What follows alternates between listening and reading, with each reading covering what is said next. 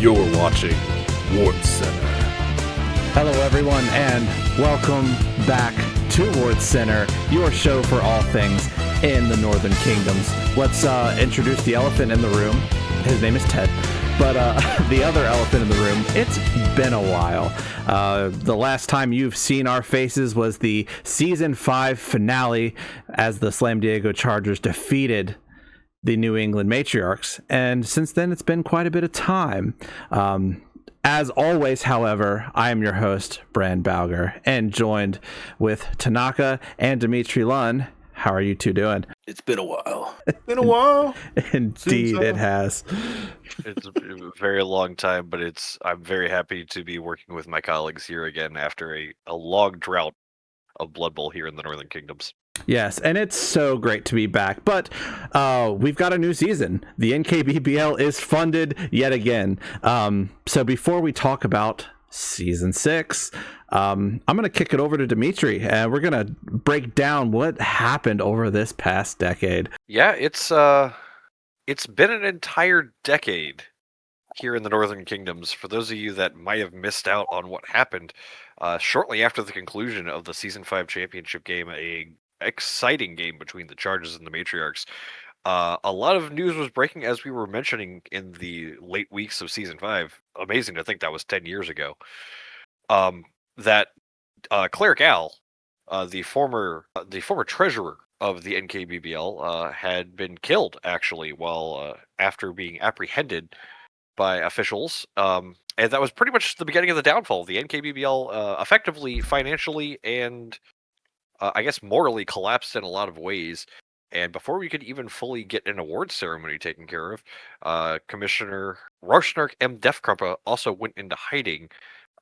Ultimately, he was expected to take the fall for Cleric Al, as much came out in regards to Cleric Al embezzling, gambling, and potentially other dirty, dark tactics in the Northern Kingdoms, and all that was on the dime of the NKBBL. So pretty much all the sponsorships for our league had completely pulled out at that point, including some of those here at CVN in regards to funding the broadcast, which is a shame for us. So we just work here.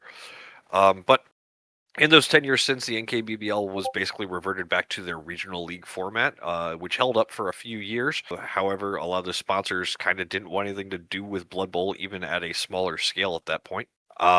Again, variety of things. The New England region, where the Matriarchs played, tried to do it, but unfortunately, Nurgle's Plague took over a lot of the New England region, so things didn't really go well there. The really only league that held up in that 10-year gap year has been the West Coast Sevens League, and even that wasn't funded well enough. But ultimately, there was actually a Chaos War that nearly transpired because everyone let Nuffle go by the wayside, but the divine intervention of Nuffle said no war.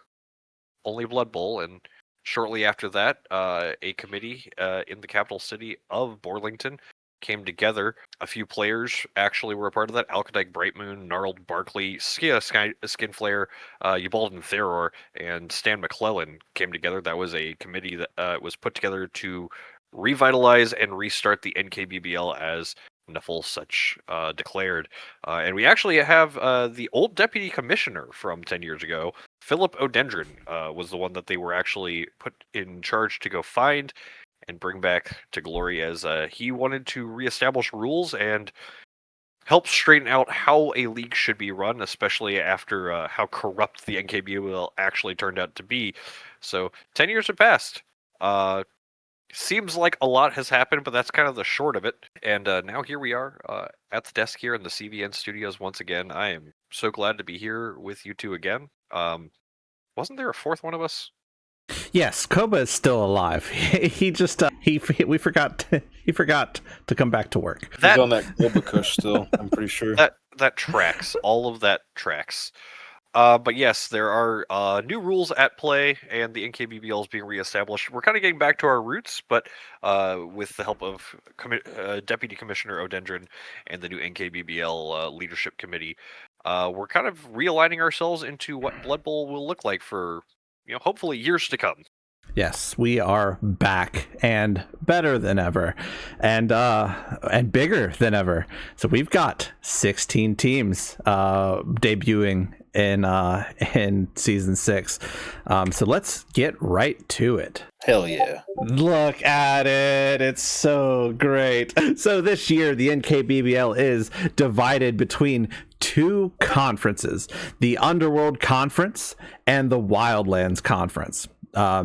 Two different regions vying for that big bad trophy that we've all shaken the dust off of. So within the Underworld Conference, the aptly named Scrimbus Division will this year host the Centralia Flames, the Orkland Raiders, the Ryla Rippers, and the Stratus Valley Chimera.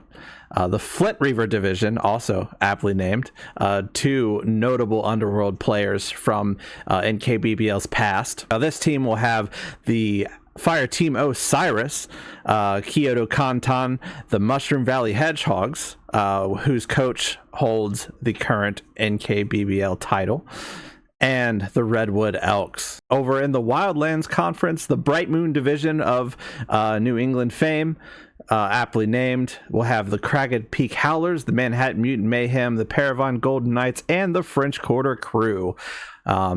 We'll get into all of these teams and their rosters shortly. We'll let you get to them with a little more detail.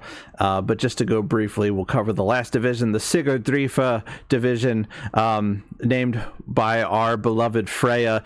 Great teammate of mine. I can't speak her praises enough. She was robbed the MVP twice, but, we'll let bygones be bygones. Her division will host the Boden Boys, the Hartford Bay Wellerman, the Knights of the Grail, and the Silicon Valley Technomancers. What's this spread make you feel, fellas? We've been waiting for this for 5+ years, and we finally hit the 16 players. And it sounds like in future seasons we might even go higher. The amount of growth we've seen since we started this with just 8 teams, 8 founding coaches, is incredible. And honestly, this season alone, we have 2 returning founding coaches as well. So I believe we have all 8 founders, in addition to 8 teams that we've had, 8 coaches we've added over the course of 5 additional seasons. So just exponential growth, and just the parity's gotten better every season, and I expect nothing less here. Yep, gang's all here. I'm very happy that we managed to pull this together. 8 coaches when we started this whole thing. I think 16 was always perceived to be the kind of magic number for expansion if this league were to ever grow, and grow it ever has. And with time, we now get to look at this beautiful 4 divisions of 4 format that I think is really just the sweet spot for any league of our size. Indeed. And just a quick word about how this season is going to go, since we do have conferences and we have 4 divisions. These teams are going to play every team in their division twice, and then they are going to travel out to some non-divisional games and play 4 of those for a 10-week season total. Then at the end of the season, the top 2 from each division will essentially clinch playoffs, and they will duke it out within their conference. The ones from the one conference will go play the 2s of the other, and then the winner of that will play in a conference championship, which all leads up to our NKBBL final. So a little less chaotic of a I guess of a bracket. Not necessarily that much different, just a different ordering and pairing, but it'll be good. We add some other accolades to these coaches that are up for grabs. So division champ, conference champ, league champ, it's all there, and everyone's 0-0. So I can't wait to see how we kick off later today. And double round robin is like probably the perfect way to like instill that divisional rivalry we'll see. I know last season we got 3 and then or 4 and then like an additional 1, but like just getting a second bite at the apple for some of these divisional games is going to be so sweet late in the season. Oh, it's going to be tight. It's going to be, there's going to be some enemies made. This is really the ideal format for how leagues should be run. And I again, as said, 16 is kind of that sweet spot for getting you exactly what you want out of a divisional schedule that creates some levels of rivalries, varying levels as well. So we'll get to talking about how powerful some of these divisions are going to be looking as we get through the rest of the show. But it's going to be a good time. Indeed. But without further ado, let's talk about rosters. Now, I don't want to get into the nitty-gritty of every single roster. I just want us to introduce the teams and kind of give an overall perspective on what we see and what we expect to see later tonight. We will end the night with our matchups as we always do and pick'ems. But yeah, so let's start off with the Boda boys, the Bayou chefs, the Black Orc team from the, the lower part of the Northern Kingdoms. So pretty standard build with this. They've got a full complement of Black Orcs. They got the Troll and then Goblins to roll it out. 2 rerolls and just a flat 1000 TV. Any thoughts on the Blorks? I was going to let Dimitri go first. Yeah. No. The NKBBL in its first 5 years had a pretty diverse set of teams, but we never saw a Black Orc team. And I'm always a fan of watching a good Black Orc team. There's not many of them out there. Black Orcs are not easy to play, but I think this is a great opportunity, especially with one of our 2 new coaches entering the league this season in Coach Blake. One of those new charters being signed over to help us expand to 16 teams. And this is an exciting one to watch. I don't have, if I'm being completely honest, super high expectations, but it is Black Orcs. I have them in one capacity being a very dangerous team. I have them being one of the top casualty count teams in the league. When you're running 6 brawler grab pieces, it ain't the flashiest thing in the world, but it doesn't need to be the flashiest thing in the world. So new squads, unfortunately, historically in this league at least, don't turn out super great, but we have seen flashes of greatness in other ways, and I think this is going to be one of those teams that definitely puts blood on the floor. I'm really excited to watch this team. We already mentioned they have the full assortment of positionals here. The changes for MVP going into the 3rd season edition of Blood Bowl, having the D6 role, you basically guarantee every game a Black Orc's going to get a good chunk of SPP. They are actually in a division that I think is potentially wide open, where if they can get a couple upset wins, they might even make playoffs. I do think, again, a lot of rookie coaches have never really made like the finals outside of our first season, of course. But I think the potential's there. I know in the NKBBL news, Tugger Dunkel ranked them last. And that was on them. No offense to the team, just the fact that they are naturally a slow team. But thankfully for them, they are in a slower division, which we'll get into later. So this will be a fun one to watch. And I know for a fact the coach here has mentioned a penchant for fouling. So another team from down south that's purple and yellowish that just likes to put the boot in. Classic. Echoes of SCLSU. Yeah, this will be a good one to watch. Yeah, I'm excited to see the Black Orcs hit the pitch for the first time in NKBBL history. I got my eye on Remy Lemon to be the Black Orc to stand out this season, so book it. You heard it here first. Next up, the Centralia Flames, an undead team, also first of its kind. So they're coming in, both mummies, both blitzers, both ghoul runners, now with regeneration. Mostly skeleton, but just the one zombie lineman. Clueless leading the way as the sole fleshy on the squad. 3 rerolls, though, so they're going to be consistent. They also have an assistant head coach, and they're coming in right at 980. Thoughts on the Flames? There's a lot of potential here. This coach had, unfortunately, the wooden spoon finale of sorts, going unwinnable. In their first season of play. I don't expect that to happen again, though.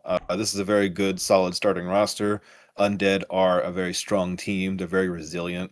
And they are very much a bash coach. And they're in a division with another classic bash coach, which we'll talk about later. But I think they have the potential to win a couple games. And I think this will be a really fun team to watch, actually. I think now that they have more scoring threats, having those ghoul runners is going to elevate their game so much. So, yeah, look out for the Flames. They'll burn you. I want to echo a little bit of what Tanaka said here. We have a coach only in their 2nd season with the NKBBL gets that drought and finds a team I think that will fit their playstyle a little bit more. A very unique take going with skeletons instead of zombies. I think mobility was one of the big problems that Coach Z here had in their first run, and they're trying to find something that gets their footing a little bit better while still having that beefy front line that comes with 2 strength 5 mummies. Um, the Flames, as mentioned already at this point, are going to be a bash first team, and undead teams have the ability to be that. Fouling, just as much as we said for the Boudin boys, is not out of the question here as well. Skeletons are pretty good foulers, and with the devious access that the zombie has, it's going to probably be the main fouler is going to be clueless here. But yeah, it's going to be, maybe in my opinion, actually the toughest division, as the Flames are going to be sitting in the scrimmest division. But to your point, they have a lot of upset potential. It's 3 teams fighting for 2 spots, and then the Flames. I do have them as the one on the outside, but that just puts, well, all the more heat on the fire for the Flames to be the one to steal a game from any of those teams. Heck yeah, yeah, and I mean they've got the bash formula starting, and they've got a juicy week 1 matchup against a lot of armor 7 pieces. So I'm looking for a big game from both mummies in the beginning of the season. That'll just kind of cascade into some skills and some dominance from either Dud or Dumb. All right, next up, the Cragged Peak Howlers. We know this coach well. They previously piloted the Vermin Skulkers to a glorious season 5, but just fell short right at the end there. But this time they are bringing orcs, and my god, our orcs pretty good. Lost a few biggins, lost a few blitzers, but what they lost, they did gain in some skills and the team captain ability. So Thunder God, White Whale, 2 big and blockers are going to be good. 2 blitzers. They've got the thrower, Chief Teef, who is also their captain. They do start with the troll, and then they've got a few linemen, and then Rackscat Jr. As the goblin there. So pretty full list. They are starting with the goblin and the troll, so shenanigans there. And then 3 reroll build, 980. Thoughts about the Howlers? Well, we heard from Coach Chadwell in regards to how successful the Throw Teammate War of Season 5 went down, and he was very big on the idea of wanting to get on that action, and none other than Rackskak Jr. is going to be likely flying through the air multiple times a game, if I had to take a wild guess.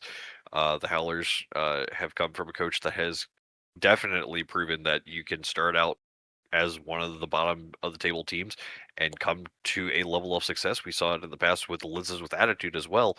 Sometimes you just got to get your head on straight in that first year, and then you just turn upwards. And going from a Skaven team to an Orc team is going to be a change in approach for one, but if there is a coach that has proven that they can pick up on strategy pretty quickly, it is Coach Chadwell.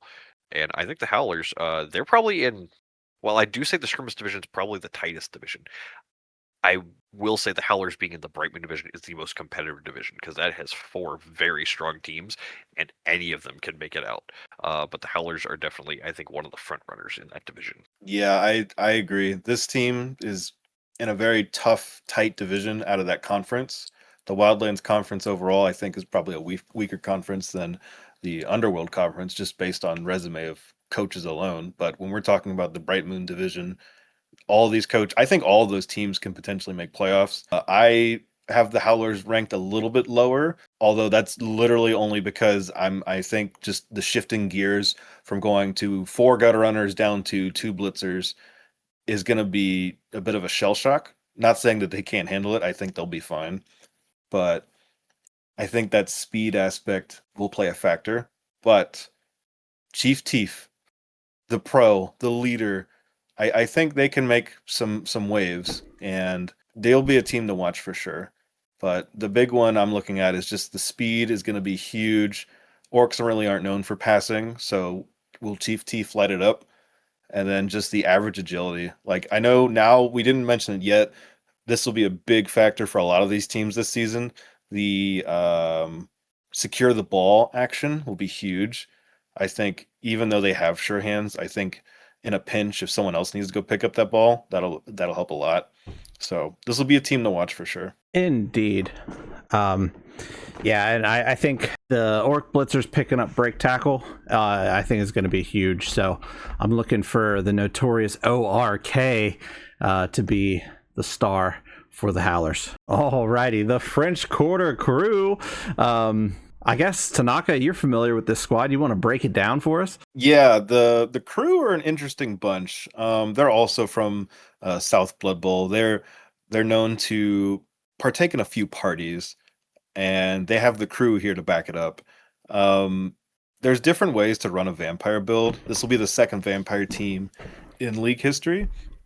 Going into this season, originally they were expecting to go the 5 positional 3 reroll build, but after some play testing with other coaches and just cautious thoughts on just how swingy and how volatile a team like this is, and just don't roll a 1, don't roll 2 1s. They decided to go for the 4-4 build, which is 4 positional, specifically 2 throwers, 2 runners, and 4 rerolls. So really front loading their scoring potential threat and opting to buy more positionals later on. Again, this is a very swingy team, but this coach has played with Renegades and other teams with high speed play pieces and strength 4 pieces, and teams that have good defensive skill sets. So I think this is a good fit for the coach. I'm curious how they'll fare in the Bright Moon division, especially since they're kind of outstrengthed by everyone, if you think about it, with either the Black Orcs or even the Orcs themselves. Just generally, they're going to be able to crumple a lot of these weak thralls. So they'll be a team to watch for sure. I think they're going to run up the scoreboard a bit, but whether or not everyone survives and if they make the playoffs, there'll be a big question mark. So they'll be a team to watch for sure. Yeah, the crew, much like I've said about vampires in the past, are, they're simply a team that is going to be one of the swingier teams that you can watch. And it's really a matter of how they get off, how they start the season. I have the crew being one of those middle of the road teams. They are playing in a very, very tough Bright Moon division, and it's going to be a matter of momentum for them. They are one of the faster teams in the division. They do have that going for them. They're one of the faster teams in the entire conference, for that matter. But it's a matter of whether or not these thralls get picked on, and if these vampires start popping off early in the season. They do have that cross-divisional game with Boudin to start the season, as you mentioned. That's going to be, an early test of whether or not they hold themselves together. And we've seen time and time again that some teams that look like they're going to be one of those strong teams in the season ends up with a really bad week 1 game, and they spend most of the season playing catch up. And again, the Bright Moon division has 4 teams. Any of them can look like a great team that ends up making it into playoffs. But they're going to need to ride some degree of momentum, especially as they all crash into each other in a double round robin over the course of the next 10 weeks. Crew's going to look good, in my personal opinion. It's just a matter of how they square up with the other teams in this division. It's going to be very tight. Yeah, I'd have to agree. I like this build a lot. It's leaning on consistency. I know the other vampire team that we featured, the Neuroport Brainwave Blitzers, they were all gas, no brakes, and in a way, the brakes kind of came off towards the end. So I like the 4 rerolls. I like the reliance on just the Bloodlust 2+ players to begin. I think it'll build the consistency that sees them go on a bit of a run here. But Tanaka, who's your MVP on this? Who you think's coming out? Vlad the Thrower. That's what I was thinking too. This guy played way back in a Summer Sevens tournament. He claims he has all the throwing records in just Blood Bowl history, but we don't really have anything to back that up. Nobody actually watches him play in those matches, like professionally. He likes to gas himself up a bit, so I'd keep an eye on for him. But yeah, he's kind of he got a little head case. All right, time to put his money where his fangs are. We'll see how it goes. Alrighty, next up, Fire Team Osiris. This is a Bretonnian squad coming with a very interesting roster. The TV's way down at 760. They're going to be rolling expensive mistakes after the first game, but they've opted to go with just 2 Grail Knights, just 2 Kings of the Castle, and Squires all the way down. What do you guys think about this new team? Yeah, Fire Team Osiris is going with a very interesting tactic that we've seen as Blood Bowl comes back to the Northern Kingdoms. We have seen an approach from the rise and return of Bretonnian teams. and some of them are taking the all glory approach. They have, these powerful knights that want all the glory for themselves. But Osiris is the opposite end of the spectrum, where it is a New World style of bringing, one good leader type player, and in this case, they are bringing two Grail Knights, and then a group of squires to train and prove their, worth, and end up with being a, some greater than your perch kind of situation. But with that in mind, usually these are tactics we see out of low tier teams, stunty teams, as some people may refer to them as. And they're kind of leaning into that kind of tactic with a low team value. So we'll see how they utilize the inducement money that the league provides and how they will equalize matches, in addition to developing the squires into potential stars of their own, which I think is one of the interesting things with a team like this is you're relying on what is referred to as a lineman positional, and seeing how they develop, and just taking, again, raw stats, sometimes one good skill. In this case, it's going to be wrestle, and how far will that get you? Osiris is playing in a division where they have the chance to look like a fast, capable team. Even with relatively standard movement values, they're going to be squaring up with teams that I think they match up decently with. It's just a matter, I think, of how they're going to utilize this specific type of build. So it's going to be a management game over the course of the season for Fireteam Osiris. Yeah, the build's the big one. You mentioned earlier that some teams have opted for more glory. I like to call it maximum glory, and in this case, Osiris is offered to do minimum glory. I think we talked about it already with the crew, where like a potential week one game could potentially railroad your season off a bit. I think this is the case here for this team, and we'll talk about their match later. But their week one match is against a team that's very bash oriented, and wrestle is a great skill, probably one of the best in the game. But they are armor 8, and just the power stumbles enough to get them down. And once they're down, they might be staying down. My big question here is, do they switch it up after the first week or two and opt to buy more knights, or do they stick to their guns and rock out this low TV build? Because as time goes on, that inducement difference will get bigger, because we've seen teams balloon up to 1,500 rather quickly, and I think this season we'll see even more of that with how fast development happens. The big thing I'm looking at is, you have all this extra money. Do you consider buying an Apo, or not even Apo, specifically like an extra reroll? Like, are you set on 2 rerolls versus 3? Because they're only going to get more expensive later. And if you realize, oh, I want to get a thrower, or I want to have to replace a knight, you might be down positionals for most of the season. So I am curious how this will fare out in the long term. If they can survive those first couple weeks, I think they have a good chance. I do think the Flint Reaver division is very tough on paper, and yeah, this will be one to watch. I would say the Grail Knight's probably the best positional on the team, though. Armor 10, block dauntless, steady footing. Just they're fast. Getting them down is going to be really hard. So if you're going to pick 2 positionals to just run the ball or hand off to whatever star you might induce, they're the ones to do it. So Yeah, I they'll mean be one to it's watch. yeah, it's definitely a situation where you say you've kind of put a billboard on your stars. Yeah, it's either Kurt or Kelly's going to pop off, and they're going to be the one to watch on this squad, at least in the early going. But one of those hits the injury bug, or if you've drafted a player that's a little injury prone, the wheels could fall off pretty quickly. All right, the Hartfjord Bay Wellerman.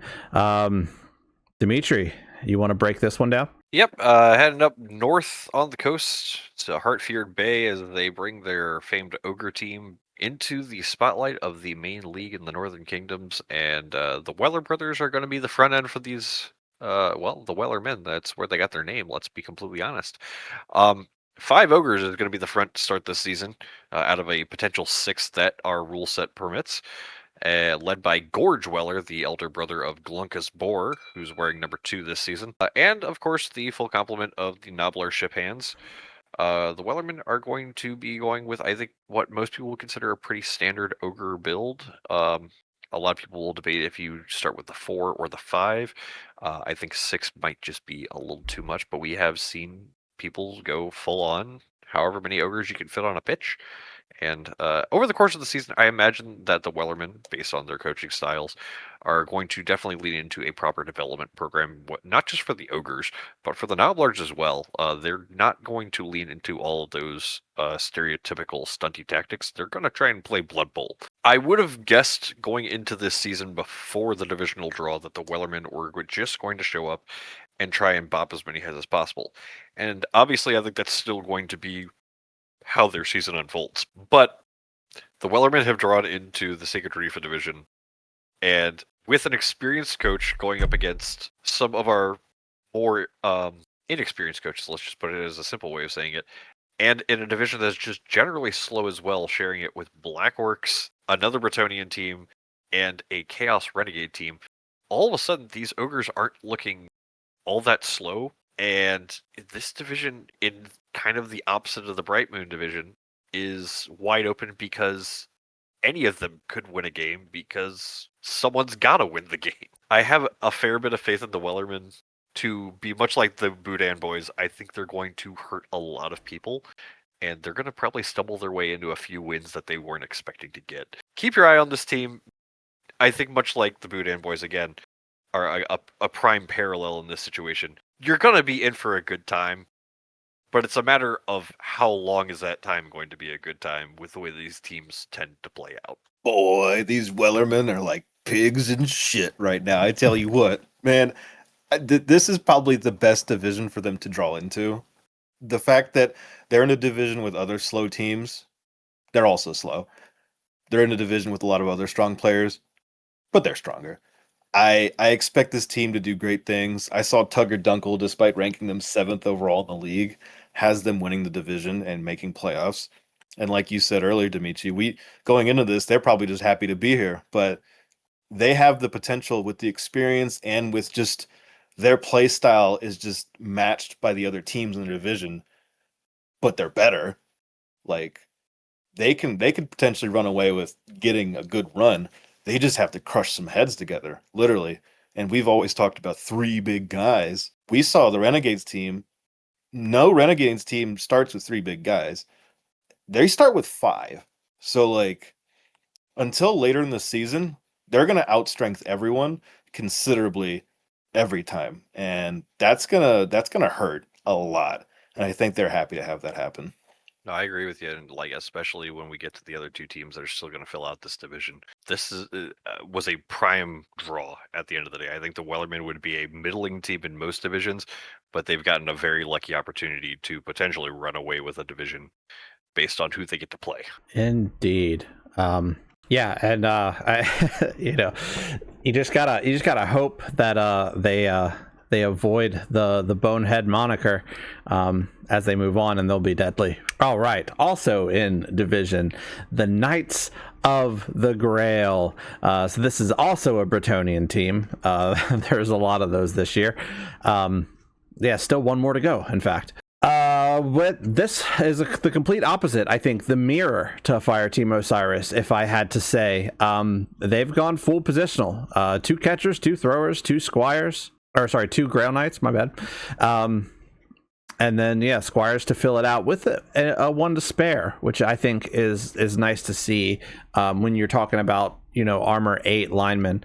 The full complement of 3 rerolls and flat broke at 1,000 TV. Thoughts on this version of Bretonnians as opposed to the other we've covered? I love it. Maximum glory. But let me just say, we were just all these accolades, all these flowers we were throwing at the Wellermen. Let's throw a Grail or 2 at the Knights of the Grail here. Let's talk about them. They outspeed everyone in the division. They are probably the best scoring team in that division on paper. They just have to survive. If they can survive, this is my dark horse team for this season.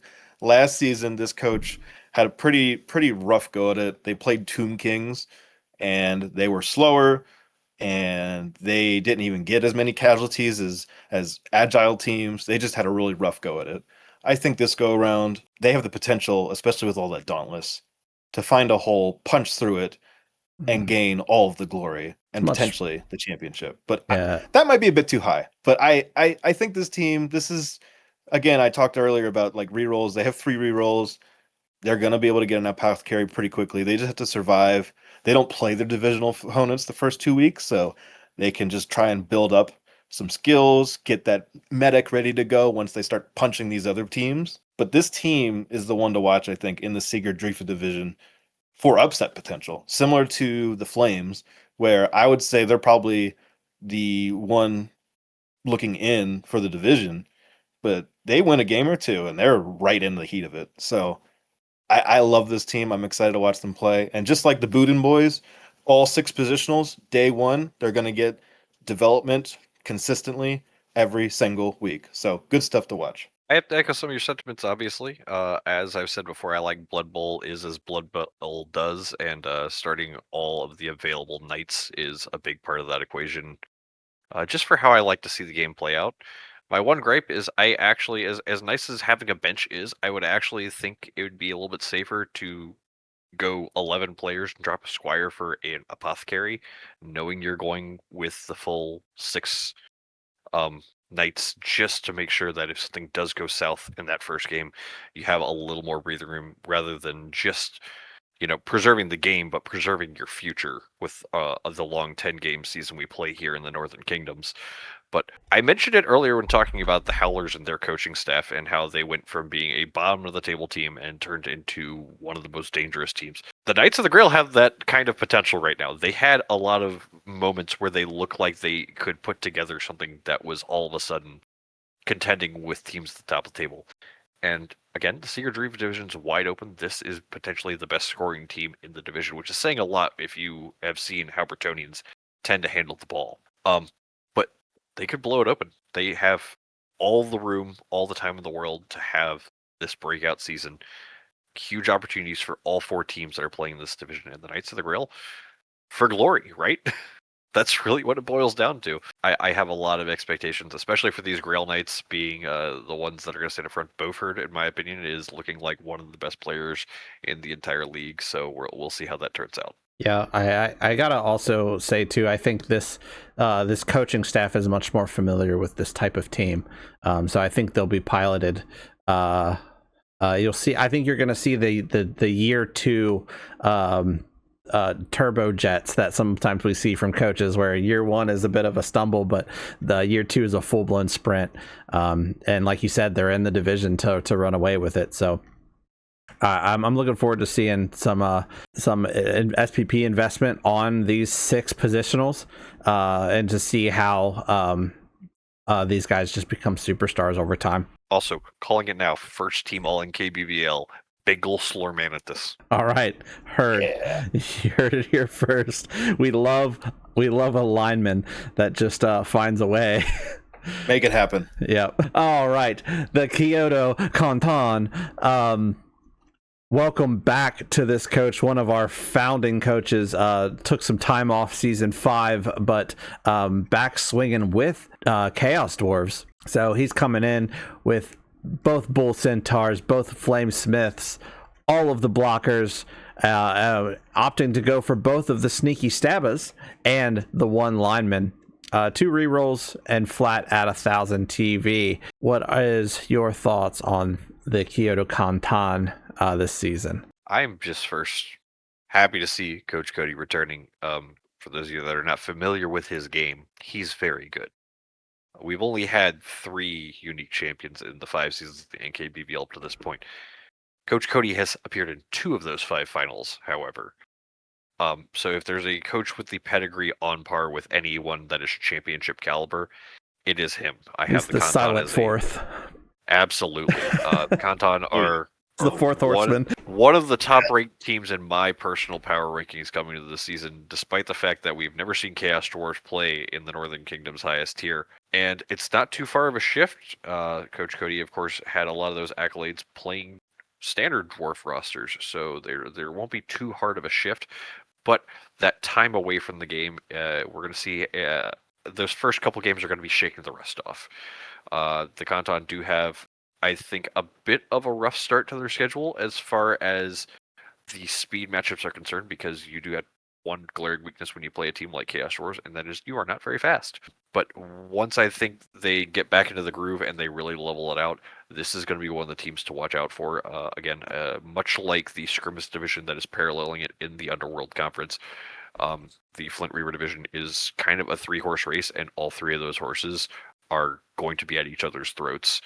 But the Kanton, and out of those 3, I think are the most dangerous physically. They're going to be probably among the casualty leaders, which is historically the case for this coach, is to be blood first and win 1-0 given the option. I think that's the kind of season the Kanton are going to unfold into. It's just a matter of, I think, breaking through that beginning of the season. As I've mentioned for a few teams, it's just a matter of wading your way through those 2 cross-divisional games that you start the season with, and then riding enough momentum with those games that start earning you league points, come into play. This team. Oh, first of all, again, welcome back, Coach Cody. Glad to have you back. The castle keeper of the barn. Honestly, I'll just go off of what Tugger Dunkel said, and this is my S+ tier team for the season. This is a good just slide over pick from regular dwarves to chaos dwarves. I do agree they're going to have a rough start to their season in those friendly matches, just because honestly, dwarves in general starting the season, the meat grinder's not fully assembled yet, so they're probably going to lose a game or so or tie. But I think late in the season, especially in this division they're in, the Flint Reaver division, they're more ecstatic than the Wellermen, in my opinion. They're in a division with Armor 8, Armor 7, Armor 8. Like they're gonna assemble a beat stick, just bloodbath machine very quickly. This coach has all-time accolades for casualties on teams. He has multiple players with like 10 plus casualties. Just the blood is there. The red is there for a reason. It's gonna be bloody. I think it's their division to lose, honestly. Again, the speed will be the biggest factor here, but we've seen in the past, especially with the Dark Iron, the previous dwarf team, they don't care about the speed disadvantage. They'll just kill you. They'll just grind you to dust. So I think against some of these teams, they get an early advantage. They grind you out. We don't care about the stalling rules anymore. They'll just go ahead and score because they put half your team in the casualty box. So yes, I have high expectations for this team, and I think this is their season. 3rd time's a charm. I think they'll get that championship ring. Yeah, they're definitely my favorite to take it all here, just because, like you said, early season, there's some kinks to work out with Chaos Dwarves, but man, you do not want to see them come in week 11. No. No. And I was going to say, like, my star, I think, by the end of the season, I was going to pick one of the Bull Centaurs, but, man, this coach knows his way around, well, I guess they're not technically linemen in this roster, but he knows his way around those dwarfs. So I'm thinking Gururand is going to be the one to actually light it up in casualties this season. While we may see some other craziness from the 2 Bull Centaurs, I think the power is going to come with those blockers. All right, welcome back. One of the 2 returning rosters from the olden days. Unfortunately, due to all of the infighting and potential war in that brief time stint, most of the previous players have either retired or been lost as casualties. So although the Manhattan Mutant Mayhem return in name, they are, for all intents and purposes, a rookie squad. But the way that they choose to go out this season is with all 4 chosen blockers and the Minotaur with Beast Lineman all the way down. 2 rerolls, just right at 1,000 TV. So the contracts were really good for Chaos in this new season. They're able to kind of get everything they want. They're really only hurting for maybe another reroll in Apothecary. What do you guys think about the Mayhem this year? I think, despite my own personal ranking having them rather on the lower end, on the back half of the league, this team is going to cause some major damage, some major mayhem. They have 5 players with strength 4 or higher, and with the new secure the ball action, which we've seen them use in scrimmage play, they're gonna know how to handle ball carrying, and they're gonna aim to score. And I think with any Chaos team, similar to the Chaos Dwarves, those opening weeks are going to hurt because they just don't have a ton of development. But after a while, they're going to be wrecking some faces. They're going to be putting some nunchucks and some bow staffs in some groins, if you know what I mean. The big one I'm going to call out Letterhead. The only Minotaur at this moment for this season. We might see another one with our other Chaos team. I love Minotaurs, man, and I think I'm pretty sure the Chaos Chosen one gets mutation access early as a primary, and with how development happens now in a division they're in right now, which is very Bash centric, they can cause some damage. So I think for this team, all NKBBL nomination, keep an eye out for Letterhead. You mentioned at the beginning of your briefing that the Mutant Mayhem are on the lower end of your overall rankings, and I think I have to agree that someone's got to be the odd one out. And I think despite the general improvements in the new rule format that favor Chaos Chosen teams, I think that someone is going to have to finish last in the Bright Moon division, and I think it's going to be the Mutant Mayhem. They could be dangerous. Don't get me wrong. That I think is going to be one of the big things to mention about this team is that they are definitely going to look like a team that has strength potential, especially with that mutation access. So I wouldn't say count this team out, but they're just in such a strong division, and I think that is the nature of someone's going to end up on the short end of the stick, and I think it's going to be Manhattan. I would love to be proven wrong, but I got the Mayhem at the bottom right now. But mutations on a Minotaur, like I said, Letterhead is going to be a player to watch out for. They do have one thing going for them that the other teams in this division don't have, and I think that is a level of consistency. The Orcs do have it a little bit. They do have to share the division with the Howlers, but this is maybe a little more vanilla, as weird as that is to say about a Chaos team, and consistent, which is also weird to say about a Chaos team. But those are the ways they can play to victory. So I'm on the outside looking in, but you can't count anyone out of the Bright Moon division. No, definitely not. Yeah, I think those blockers are going to cook this year. And while I don't think armbar is going to be the most useful skill, I think it'll come in handy every now and again, especially up against the French Quarter crew in division. I could see a vampire taking a lick and trying to dodge between a tackle zone at some point this season. We might have seen that in scrimmage play. I think Vlad destroyed all recordings of that match, though. He said it was a routing. Yeah. Fake news. Fake news. All right. Let me make that seem like it skipped weirdly. Anyway, next up, the Mushroom Valley Hedgehogs, the previous champion. As you may have caught in the broadcast, said he was taking his talents to tier 4. So he went to the Mushroom Valley and he found this whole group of gnomes and critters, cobbled them together, and brings you guys the Hedgehogs. So with gnomes, with tier 4, you get your pick of the litter in terms of everything that you want. Not opting to play a very low TV type of game, at least just yet. They've gone for both treemen, both beastmasters, 2 illusionists, 2 foxes, and then enough gnome linemen to hopefully see them through to turn 16. Coming in with 3 rerolls, the apothecary, and 990 TV. It's a full feast. It's a platter.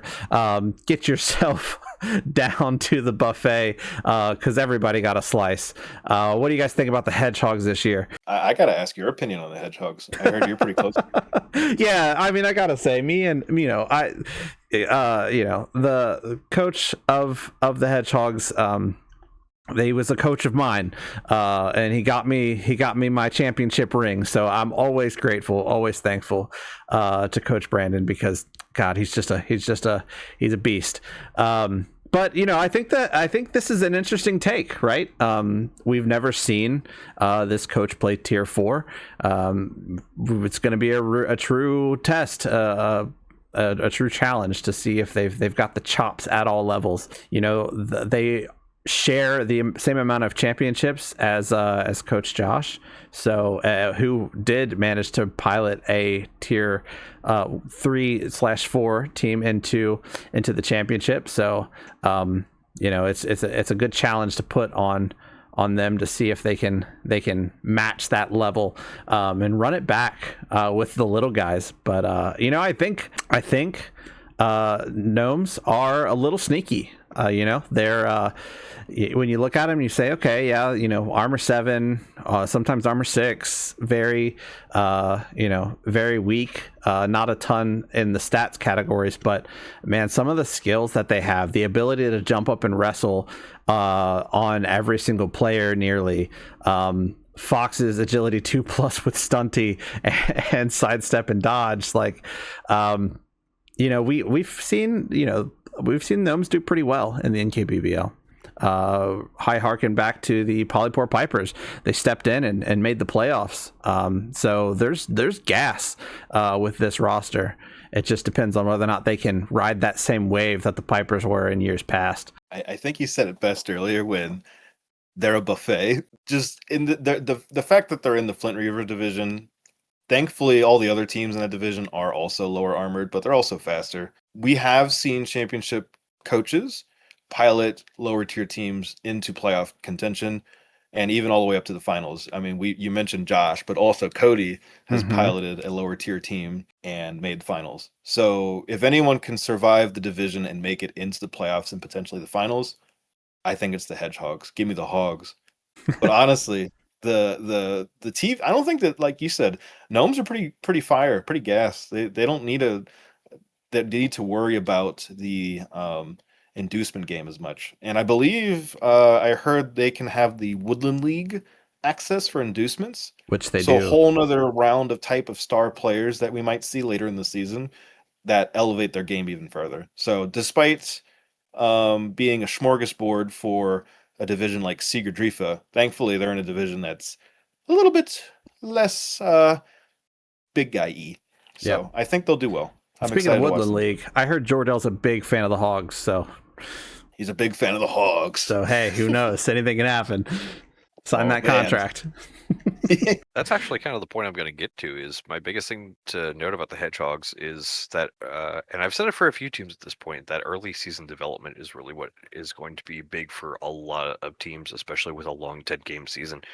I am a big fan, as I've also mentioned during this broadcast, of teams that just like to play Blood Bowl how they come. So starting with 6 gnome linemen, they do need a little bit of development. The big thing is that gnomes are missing out on that dodge access that all the other stunty teams have at their disposal day one.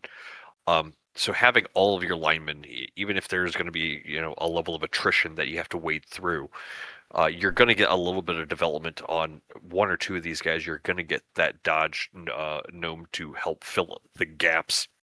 Foxes are great runners, but you do only have 2 of them, and if things go south, you're going to need something in auxiliary.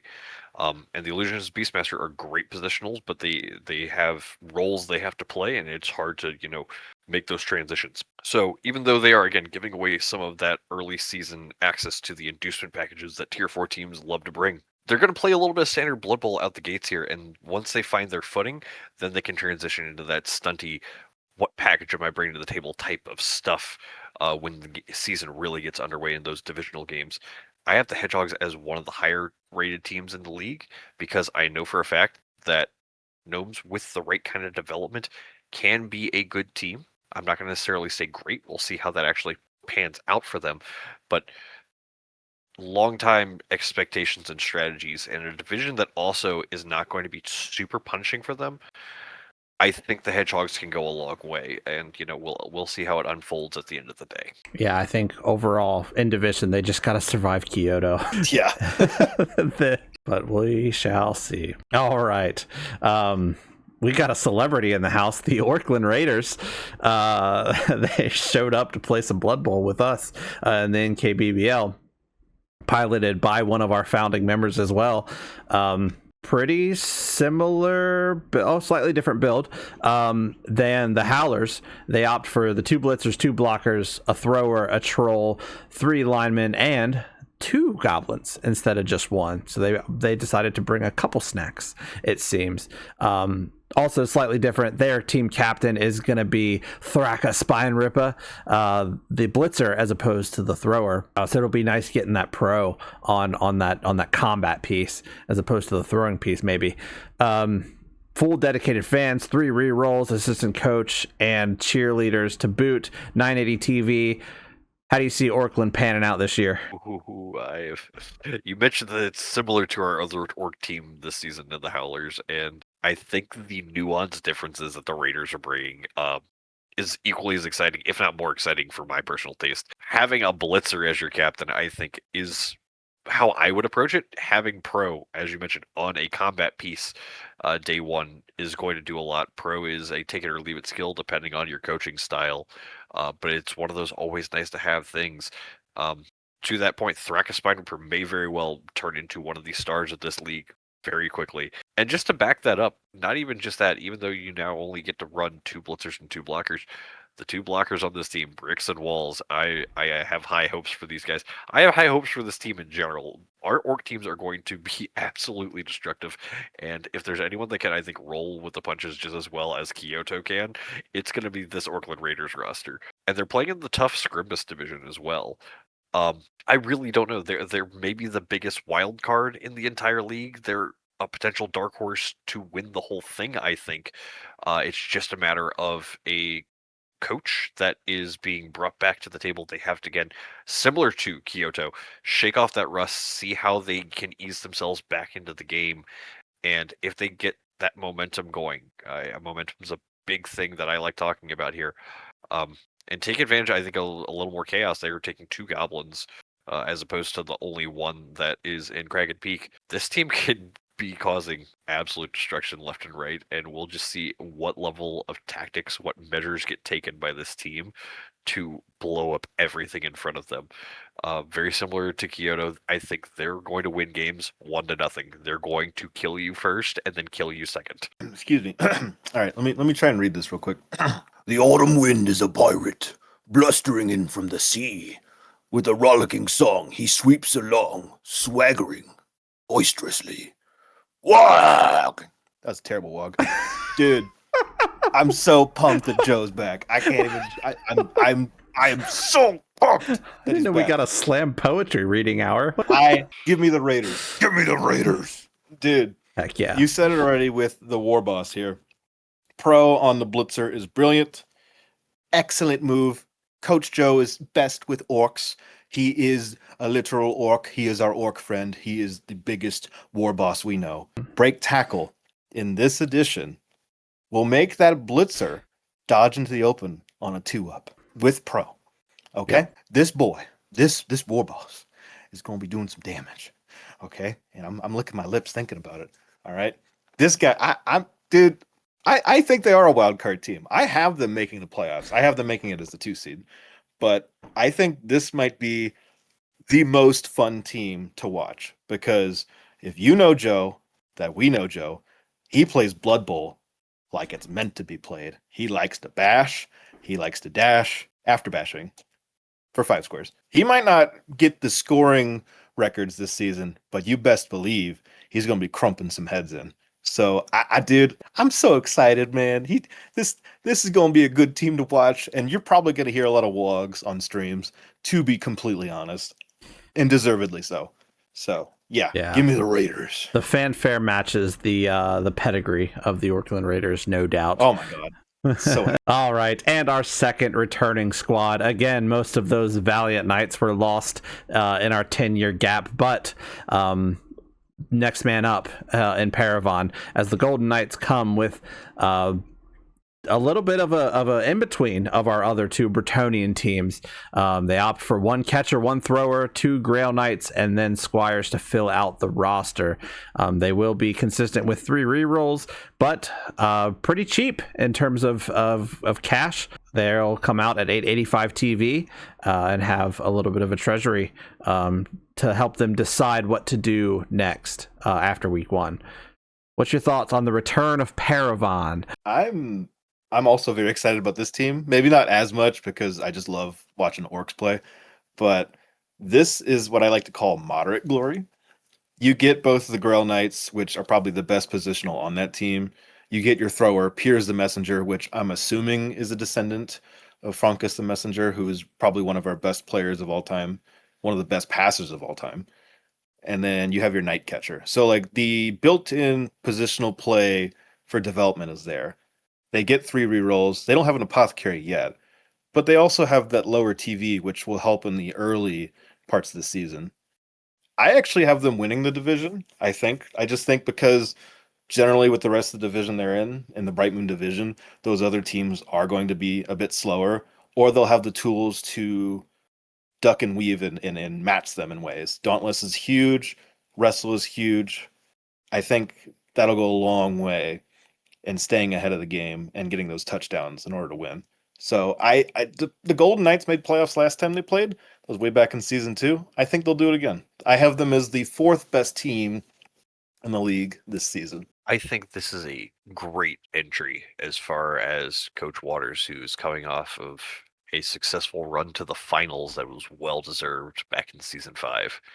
And as you mentioned, the Paragon Golden Knights last played in season 2, and they were a pretty successful team that season as well, with a different variation on the Bretonian playstyle. And as far as the playstyle of Coach Waters in particular is concerned, that is where I think this roster will shine. It's in that moderate glory, as you've referred to it, approach to things, where I think for how Waters likes to coach his teams, he gets the blocker access that the Grail Knights, the apt strong piece that this team has, but that he also still has a more dedicated runner to score the touchdowns in a Night Catcher, Gabriel Perquin, this season, who I think may potentially be running up the score and becoming a touchdown leader. I have that level of potential on this roster. Bretonians are, again, one of those kind of middling teams, and whereas they have, I think, more favorable matchups are other two Bretonian teams that allow for their particular approaches to the playstyle. Paragon is in a bit of a pinch playing in that Bright Moon division. I know you have them on top. I think it's still going to be really close, just because there's a lot more, I think, effort that needs to go into what Bretonians bring to the table. They're, I think, a good, fun team to watch on paper, but they're kind of missing that little bit of something that a lot of other teams kind of start with in a lot of situations. So this is going to be a matter of fitting a play style at the end of the day. And for Coach Waters, I think this is going to be a huge opportunity to make the Golden Knights into the glory. I think it's still keeping that TV low, which is part of his long-term management skill as well. So I think this is going to lean into a lot of ways that we've seen this coach take the game before. And I think that's where the success is going to come in. It's not just a play style thing. It's going to be a management thing. It's going to be a play style thing.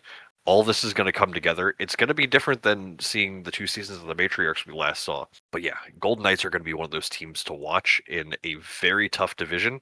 If this team comes out on top, which I think they do have the potential to do, I have them probably taking the whole conference. All right. Yeah, I mean, I see him as a bit of a dark horse in their division.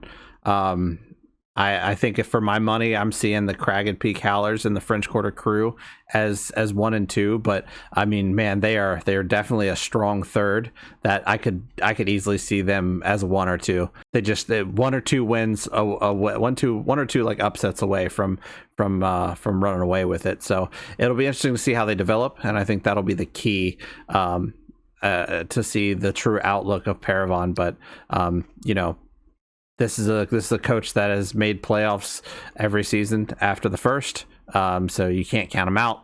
They just came off of a finals appearance, so the juice is worth the squeeze, no doubt. But I think it's also a pretty tough division that they found themselves in, with a team that may not be as much of a contender as the Matriarchs were. All right, the Rippers, our necromantic team, second one we've seen in NKBBL history, and a much needed return for a necromantic squad, in my opinion.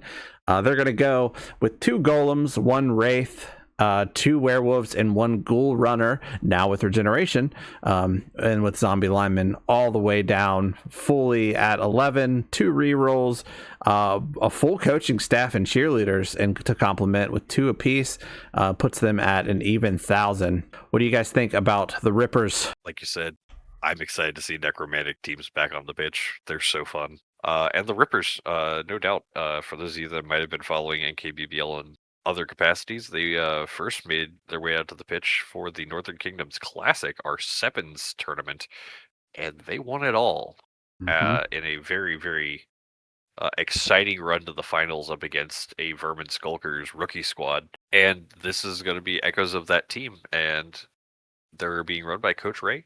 Coach Ray has done a great job in his run up to this point. And this particular build is maybe not my cup of tea. I personally think I would have gone with both Wraiths and dropped a Werewolf.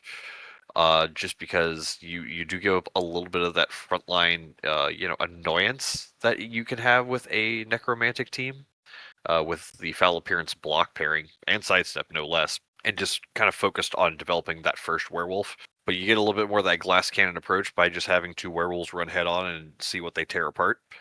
And they're in a good division to, do that tearing apart, having to deal with a undead squad, another, zombie on zombie type matchup, as well as an orc squad. So having those claws will come in handy. But this is just a team that's very well put together. Necromantic teams often are. I love watching them play. The big question mark for me is going to be making that transition from 7 style play to 11s. That's I think the one big question mark I have for this Rippers team. They have proven that they know how to play that death ball, which, especially once you get those first couple skills on the flesh golems and the race, this team will be excellent at doing. Taking advantage of being able to be a team that can throw teams into the grinder as good as some of the bashier teams can't be, while still having the breakout speed of the werewolves and the ghouls. There's just a couple of question marks I have for the Rippers, but despite those question marks, I have the Rippers as potentially a top-end team here. I have them making playoffs. I have this team being genuinely one of the best teams in the league if they can show that they're as good with an 11-man format as they were in the 7-man format. They're just going to need to kind of ease into it. That's often the one big speed bump for a Necromantic Horrors team, is just getting over that first bump and getting that development on your front line. Especially now that you got eye gouge on these zombie linemen, you can be a real pain in the butt for some of these teams once development gets rolling. So I'm excited. I'm very excited for this Rippers team. Necromantic are probably, I honestly, that was one of the first teams I ever played in just Blood Bowl. Not necessarily in league play, but just outside of our traditional league format. And just the positional variety, their unique abilities, both offensively and defensively, they got a lot you can look forward to watching. I don't have them ranked as high, although in that division, if the Raiders aren't sliding in as a wild card, it is the Rippers for sure. I think it's just, they have the tools in their division with the werewolves and the claws to really tear open those higher armor opponents. So if they can lean into that aggressiveness in a tactful way, they can run away with it. But the ones that can't run away with it are those zombie linemen. I think generally the entire team, outside of your main positionals that aren't on the line, you're going to leave a lot. It's going to be a lot. I think what we always talk about when it comes to fouling, which this coach is very familiar with, is werewolves, war dancers, and witch elves.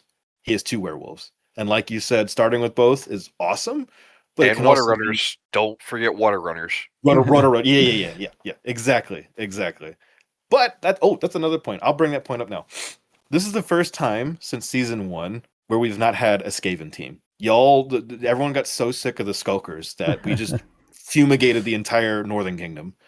And this is the first season since, I think, season 2 where we haven't had lizards. So y'all just really didn't like tails on the pitch, and I don't blame you. But werewolves have tails, so yeah, have fun with that. This is a team to watch. I think they're gonna do some damage, and I would say if the Raiders aren't making it in, the Rippers are, and if the Rippers are making it in, God forbid they're gonna make a run. I think they can do it. So good stuff. Yeah. I want to say too, I might be wrong. I think this also may be the first season we've not had lizards in general. Maybe there's a season I'm missing. I thought I don't season think 2 we season had 2 we did. Guadalajara's, yeah? That was No, season that was 3. season 3. Ah, we I did- see, we I did not see, I have see. a lizard team in season 2. Okay. Yeah. So I mean, that's what I'm saying. It's been a while since we've had. This is the No it's been a skinks, no long gutter time. runners. What is this? Yeah, This is the first this- season ever where we haven't had either Skaven or Lizardmen. Think of it that way. We'll be Yeah. talking about them in a minute, but we really only have one truly, I think, fast team in the league this season. It's Yeah. definitely shaping how I think a lot of our approaches to some of these seasons are going to look, because I think there's a certain level of development that goes into a bashier playstyle versus speed, and that's why it's going to be such a big thing we're going to focus on this season. Yep. But yeah, no, I like the this build for the Necro team. Where you do lose a little bit in the Wraith. I know this coach loves his werewolves.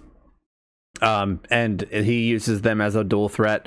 So they kind of pick up the gap that you're losing with that one ghoul runner, but then also is a good blitzing piece as well. So it'll be interesting. But I think the build is a little different, but I think it fits with the style that this coach has. So exciting to see Necro in season 6. All right, next up, the Redwood Elks. Just like you were talking about, this is our Wood Elf team, potentially our fastest, swiftest team in season 6. They're coming out hot with 2 War Dancers, which you have to have. And then opting for a thrower, a catcher, and then as many linemen as they can squeeze into that expensive roster. 2 rerolls and just shy of 1,000 at 990 TV. What do you think about the Elks? This is actually we've said dark horse a lot in this already, but this is quite literally the definition of a dark horse. Rookie coach. They're about to play their first game of Blood Bowl in 11s ever. And there is a world where they make playoffs. Their division, they're in a Scrimbus division, which they're in the Flint Reaver division, which is a tough division, but god dang, they're fast. And honestly, like, if you're going to have a dual threat piece, like you mentioned the werewolves, you got your War Dancers. And honestly, like, just starting with Blodge and just getting very quick access to those additional agility skills you need to making them the ultimate pain in the ass. I think if this coach catches on quick, they could make a run. But that's asking a lot for a rookie coach, and I think keeping expectations lower is fine. But we've seen Wood Elves in the past, and they've done pretty good even with a rookie coach. So just survive. If you can survive, just remember you only need a couple elves to score, like maybe 2, right? So just go for the end zone. Don't go for other things. Just end zone, and you'll be fine. So yeah, that's elves. Yeah, to that exact point, I think not to dunk on rookies in the NKBBL. Historically, they usually have a pretty rough go of it. And Coach Cora, welcome to the league. You're in for a tough one because the 3 coaches in your division are some very ruthless coaches. And I think that's really where this is going to be a difficult time. But to echo Tanaka, it doesn't really matter how many elves you got on the pitch. They're faster than you. Especially in the league this season in particular, and they could just be stealing touchdowns left and right. I don't see them maybe to the win a game expectations that teams that are, I think, truly going to be contending for a playoff spot are going to be in, but they have that potential. They can be a team that starts winning games, and for the very point that they're in a division with a Bretonian team and a Gnome team, not to discredit either of them or their coaches for that matter, they could just all of a sudden, get the wheels on the track pretty quick, and all of a sudden we've got a powerhouse Wood Elf team that is getting in as a 2 seed out of this division. So I don't want to count the Elks out, inherently speaking. I never want to do that, especially for rookie coaches. Don't want to discourage people from trying to have fun here and be successful.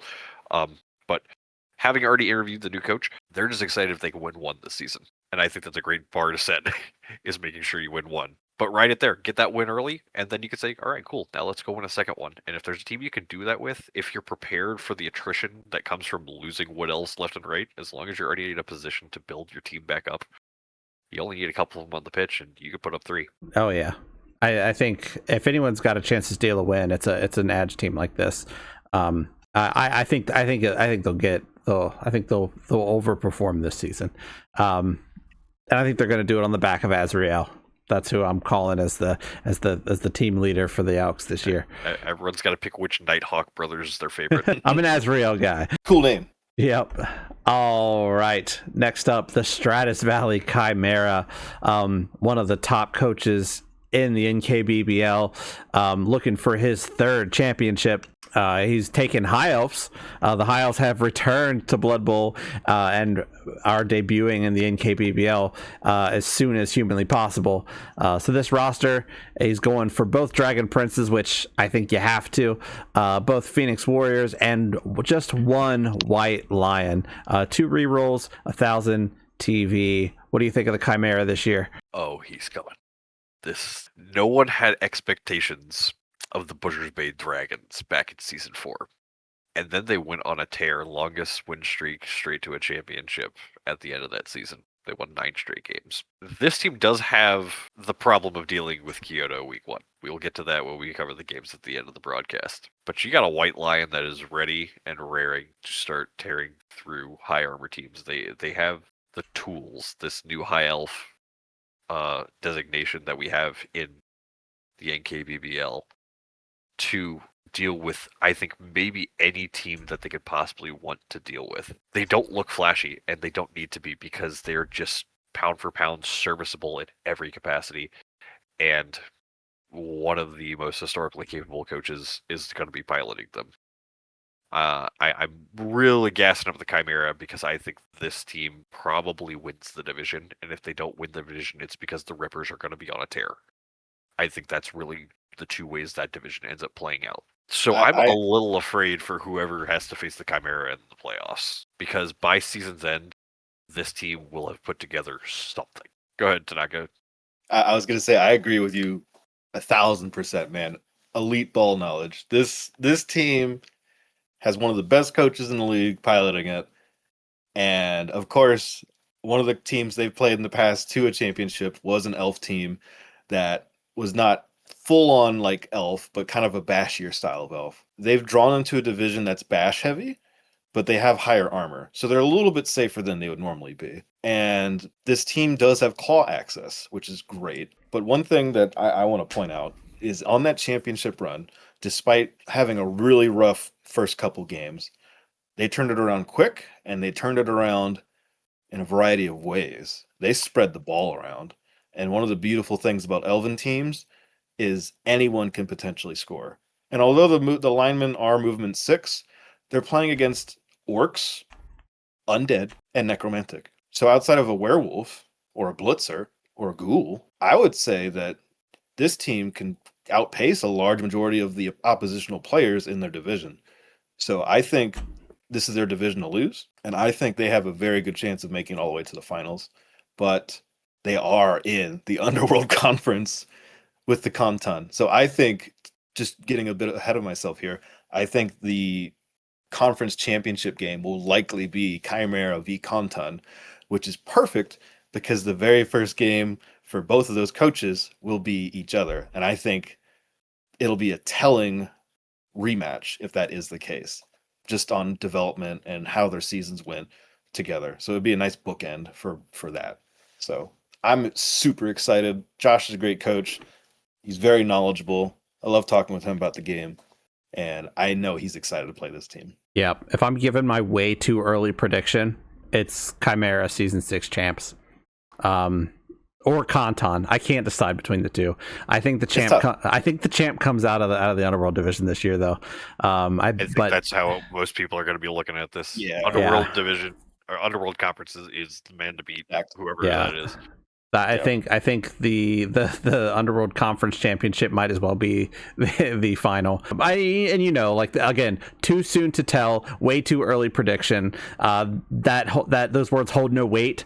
I'm sure we'll all be proven wrong, and very humbly so, as the season kicks off. But right now these are definitely the front runners. They're number 1 in my book, because this is kind of, in my opinion, it's just Dark Elves, but I'm going to say better. I'm going to say Dark Elves, but better.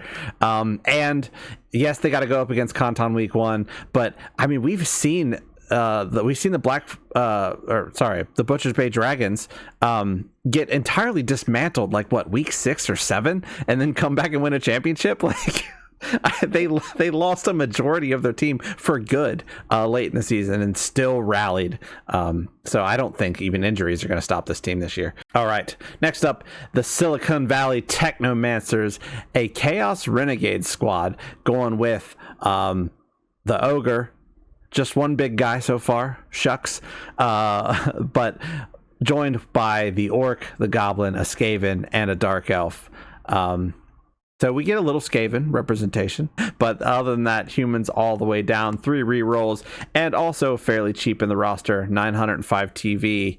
What do you guys think about the Technomancers going into Season 6? I have opinions, man. I am one of many Los Alamos Aliens fans who've played a lot of Blood Bowl and won a couple games. I love watching Renegades play. They're such a fun team. The build variety is all over the place, and this is one of them. I like the Ogre's the best big guy for consistency. I'm curious how soon they can buy. I know with the changes to post game, they should be able to buy their next big guy pretty quickly. But part of the build process, whenever I look at a Renegades team, is who are your first 2 starting big guys? They've opted to go with one, the most consistent one, the Ogre, and most of their positionals, opting to not take the thrower. Granted, I don't blame you. The thrower's a choice. They're fun to watch, but they're also kind of more of a head case than Vlad the Thrower. I still think this team's got a lot of potential. They are, in fact, in the Sigurd Drifa division, which is a very bash-heavy division. And given enough time, they will get 3 big guys, and they will be able to punch down most of their opponents in the division. But yeah, I'm excited to watch this team play. I'm just curious how these first couple weeks are going to play out, just developmental-wise, by only having one big guy. Having that, basically every time you add another big guy to this roster, it's like an infinity stone hitting the gauntlet. Like, you just feel stronger as you get stronger. And I think by late in the season, this team will be a wrecking ball. I'm just curious how well they'll handle the front half of their schedule. This is basically like a quasi-human team with the majority of human linemen that have mutation access, which is awesome, and an ogre. Not having a minotaur or a troll or even a roger early, I'm curious. I think the start of the season will be a bit rough, but I have high expectations and high hopes. I have them coming out of the Sigurd Drifa division as the 2 seed. They can potentially get that 1 seed. I mean, human linemen stronger than Nobbler, so I think that their biggest hurdle will be the Wellerman, and those will be must-watch games of Blood Bowl. So we'll see how they do. I'm excited to watch them play. Go Technomancers. I think you kind of mentioned it here. Is the build is peculiar. Week 1, only having one big guy on a Renegades roster is strange, and I think there's other things that you want to pick apart here to really break it down. Though, if I am the coach of Technomancers, who is Coach Buckner is a deceptively aggressive coach, and I think that's going to play to his advantage with a team like the Renegades. So I have faith in the potential that this team's going to have. Process. Yeah. The big thing that I want to call out here is they are sitting on $85K in their treasury. They have intentionally shorted their starting staff with the intent of pulling out that second big guy. It's just very bizarre that you would shorthand yourself of just having the second big guy day 1. And I think there's probably a layer of thought as to why they're going about that. I'm not in the head of this coaching staff. And I think they're probably just not too worried about those first 2 games of the season. Our league format, these first 2 games of the season ultimately don't matter. It's a matter of getting that early development, and you still need that on a Renegades team. So I think it's kind of like a parallel to like werewolf situations that we've mentioned with teams like Necromantic, where you kind of want to give the opportunity for the SPP to be focused onto certain players early on, and then bring in the rest of the roster as it goes. So it'll be a development where you add, again, like you said, the Infinity Stone getting put together here. You're adding those elements, and now you're leveling up the team. It's just a matter of, do you even out how you approach the game? Because every week's going to be a brand new game for the coach. And I think that's going to be the tricky thing, is keeping it all together as you add more strength. Whether or not that momentum snowballs into something that is either destructive or self-destructive, I think is going to be what ends up being the case. I do want to call out here. You mentioned what is that second big guy going to be? I did have some interviews with some of the coaches here. I am hearing inside knowledge here that a rat ogre is on the horizon as big guy number 2 for this team. We will see how that first game goes for this team as far as holding it all together and making room on the roster to bring in big guy number 2, and we'll see where the season goes from there. I think they're not too worried about the beginning of the season, as important as it is for most teams. I think they're just going to be waiting until week 3, and that's when they're going to hit the ground running. Dimitri, you make great points. I'm actually going to retract my earlier statement. I actually like this build because 2 things: apothecary early, 3 rerolls early. So staffing wise, Yeah. they're ready to go for the whole season, because for the rerolls for a renegade team is essentially the cost of another big guy. So yes, considering our specific league format, those first 2 weeks, I would like having the development on the players, but now with the new MVP style, it might not matter in the end. Yeah. And if the case is that they are getting a Roger, 85K, you're already halfway there. So getting, in that case, your second big guy being one of the big ticket purchases of either a Minotaur or a Roger, I could see this working. I'm curious how they'll actually handle those first 2 weeks or so. So yeah, I've mentioned that management of your team is just as important as any tactics you actually bring to the pitch week in and week out. And this is, I think, going to potentially be a masterclass in managing your team over the course of a season. We have a few coaches that have proven to, the separation between good and great because of how they manage their team. The Technomancers have a chance to be one of those types of teams. Indeed. And also too, there's a potentially a secret bag of tricks with this squad. This is the first departure from the Elven Kingdoms for this coach. So there's a whole play style that we've never even seen. So maybe a facet of this this coach's game that we're just waiting to be unlocked. All right. So that was all the rosters. A bit wordy, but we got to talk about them all just to get you guys caught up. Preseason for you. That's preseason. And it's bigger than it's ever been. So there's just more teams to talk about, and there's a lot of buzz, a lot of excitement here. But yep. But we'll take a brief moment. We'll go around the NKBBL, and then we'll briefly do some pick'ems around the NKBBL. I don't know, Tanaka or Dimitri, either of you want to head this off for me? I think Dimitri's got it. Sure, yeah. No, we're just glad to be back from a decade-long absence. The NKBBL, everything went by the wayside, but we've got the proper management. We have the sponsorships back. We're going to bring you the NKBBL action that you've seen for 5 seasons, and the NKBBL has been born again anew for season 6.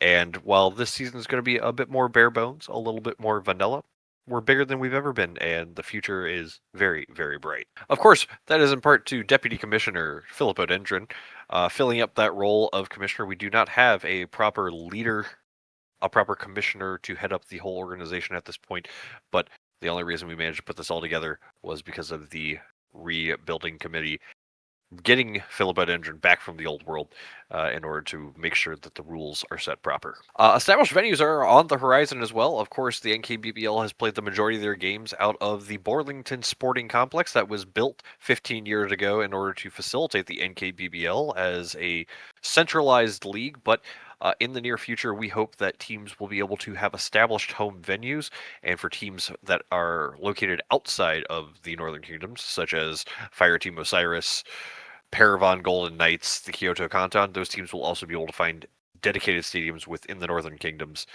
in the future to really embrace home crowds in the future. As far as more team-specific news, Raxcac Jr. living up to the lineage, even though this is a goblin who we believe may or may not have some Skaven DNA in him. There's all kinds of freaks out there.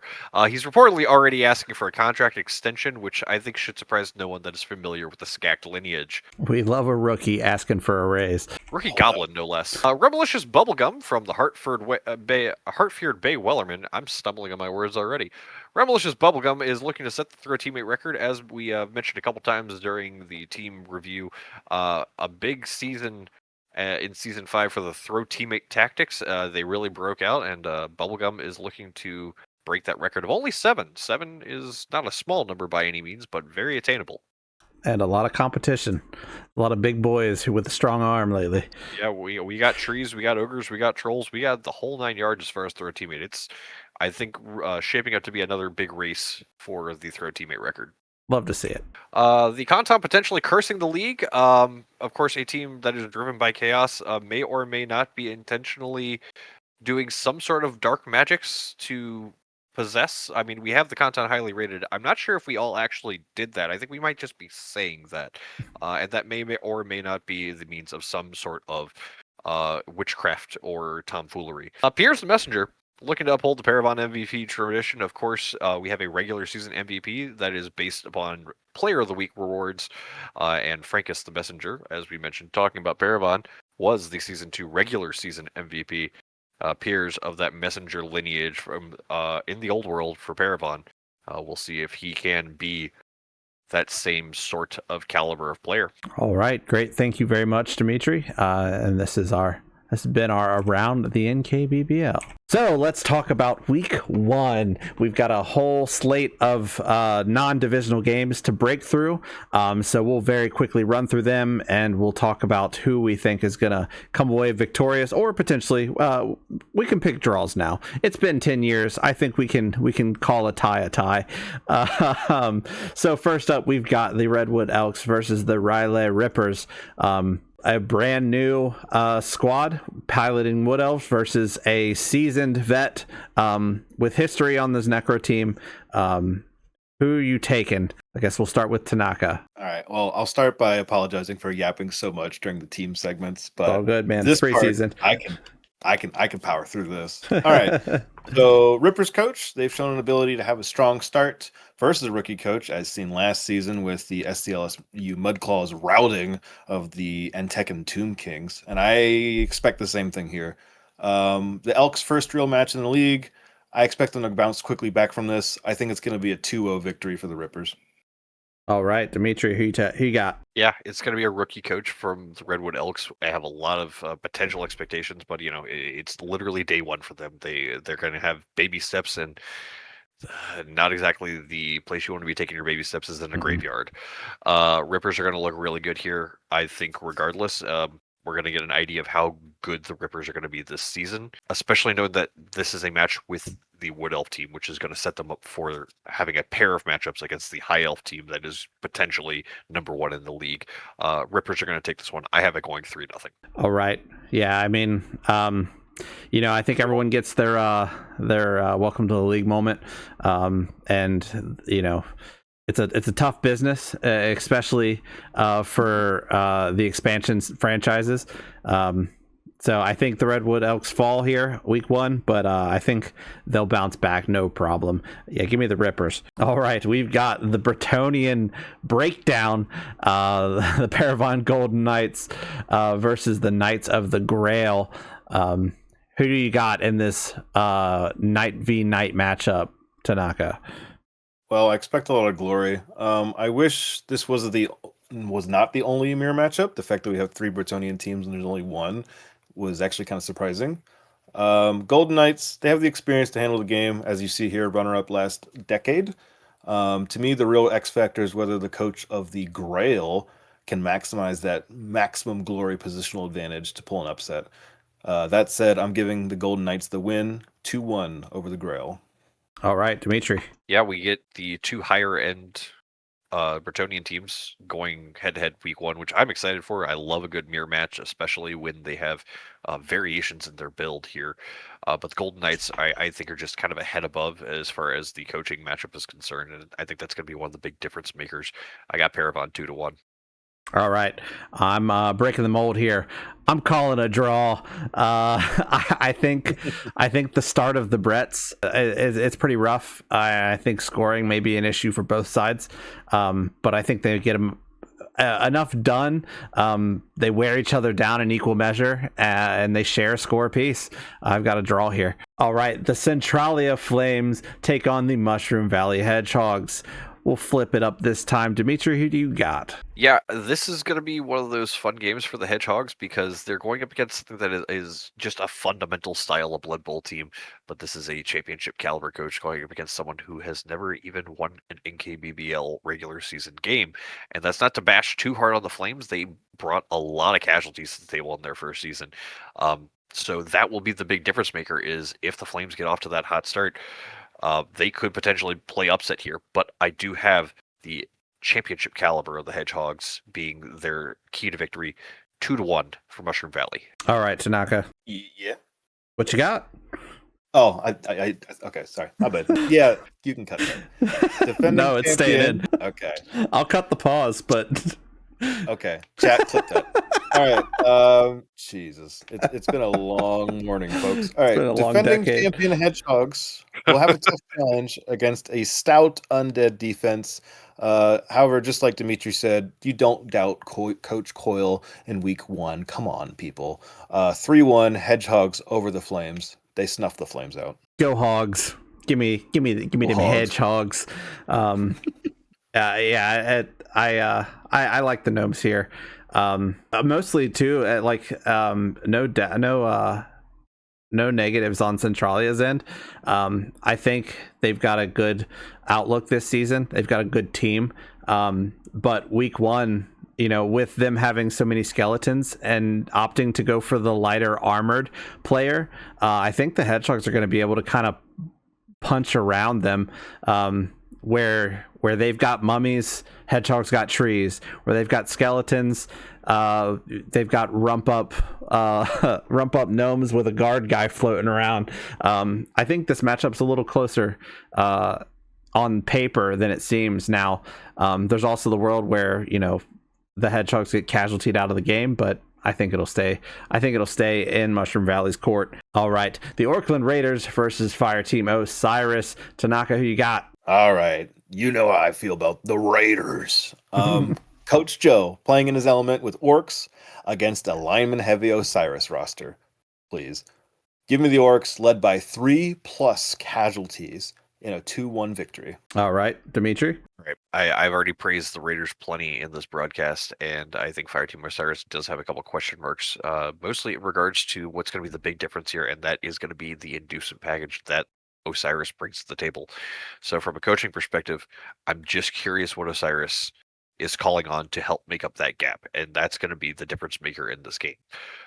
But with that in mind, while I do think the Raiders are probably just the better team overall, and that's kind of a vanilla thing to say for a week 1 matchup, I think that the coaching staff from the Fire Team is going to be the difference maker, because if there was one hill that Coach Joe could not get over, it was Coach Holloway back in season 3. The only thing that kept him out of making playoffs. So I think this is going to go about as even as you can ask for it. This is going to be my tie, 2-2. All right. Yeah, I got to go for Orkland here. Like you said, there's a 220 TV difference. There's some cash to play with, but I think this early, I don't think anything you can get at 220 makes up the difference between how stacked Orcs kind of are at 1,000 TV. So give me Orkland. All right, the Stratus Valley Chimera take on the Kyoto Kanton. What a match! I mean, we talked about it. This is heavyweights versus heavyweights. Who you got, Dimitri? Yeah, no, this is it, man. We're already talking about a potential conference championship caliber game week 1. It doesn't get a whole lot bigger than this, but I think the Kanton have to shake off that rust. We mentioned Coach Cody away from the game for a minute longer, and I think that's going to be where he eases himself back in versus someone who is championship caliber and playing a team that they are going to be in the wheelhouse of playing. I'm going to take the Chimera 2-1, but it's going to be a game in Kanton. You don't count out a guy who knows how to make dwarves bash. Heck yeah. And also, a little bit off topic. This is not our debut. Okay, no, sorry. Remind me honestly, which one it is, because I forget. If it wasn't for the actual game that was our debut stream, I would have voted for this one. 100%. Yeah, this one's fire. You'll know why once we get to it. Don't. Oh, that's right. I remember now. Never mind. This is a fire game. That definitely should be on broadcast. Yes. Television. Tanaka, who you got in this one? Okay. Coach Cody's returning from a hiatus to face an elf squad with an armor advantage. I think if this match was later in the season, which I expect it to happen, it'll be more of a toss-up. But right now, with a lack of skill development on the Kantan, I have to give the edge to the naturally gifted Chimera with their speed and agility. So I'm going to say it's a close one, and this will be a game to watch if it was watchable. But I'm giving it to the Chimera 2-1. Very nice. Yeah, I'm leaning Chimera, but honestly, with early season, neither team has kind of the additional pieces that make them tick. Kantan's lacking a little bit of bash power just because they don't have the skills yet. On the opposite side, like Chimera doesn't have the things that make elves tick. The dodge, all those things. So I think they kind of are left wanting, and this is what I have as a tie here. I think they kind of both stumble through. And come away with a score piece. All right, this is also one that I had picked to be the stream match, just because these guys are neighbors. We've got the French Quarter Crew and the Boudin Boys. I'm calling it the Bayou Bowl. Who you got in this one, Tanaka? Boy, the Bayou Bowl, let me tell you, the crew actually have a good relationship with them boys. Their favorite artist is Louis Wagstrom, okay? But when it comes to the actual game, this match could actually really go either way, in my opinion. The crew found out in a preseason scrimmage with the mayhem of all coaches that they can, in fact, get folded very quickly by a higher strength team if they're not careful. To me, the big advantage here for the crew is their speed, the naturally faster vampire runners. I do expect a lot of bodies, though, in the box, as the boys have already told the crew ahead of time that they plan on putting the boot in. That said, I'd give the crew the win 2-1. All right, Dimitri, who you got? Yeah, no, I don't love dunking on rookie coaches, but I think strategy is going to be a big element at play here for the experienced crew, especially for a coaching staff that loves to overanalyze positional play. The boys are going to go for a good crumpet. Dem boys are here. So I definitely see Thralls getting absolutely chewed apart left and right, but when it comes down to actually putting the ball in the end zone, I think French Quarter is going to have the edge, 2-0. Yep, I got to go with the crew. Vampires are electric, and this one's built to be consistent, and I think they do that right off the rip, whereas Black Orcs, they need a lot of help before they start firing.